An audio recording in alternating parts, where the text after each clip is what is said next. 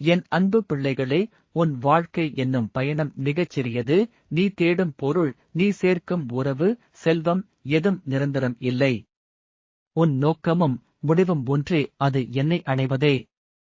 அதுவே நிரந்தரமும். நீ எப்போது எல்லாம் என்னை நினைக்கிறாயோ அப்போது எல்லாம் உன் கண்முன்னே நான் வருவதில் ஒருபோதும் தவறியது இல்லை. நீ என்னை இப்போது நினைத்தாயே, அதனால் இந்த காணொளி வழியே நான் உனக்கு காட்சி கொடுத்தேன். இதை விளையாட்டாக எண்ணிவிடாதே.